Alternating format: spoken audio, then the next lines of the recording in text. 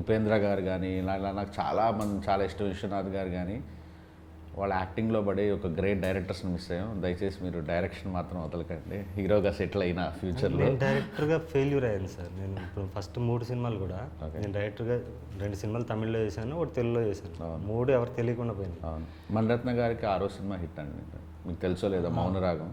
అవును, కన్నడలో చేశారు.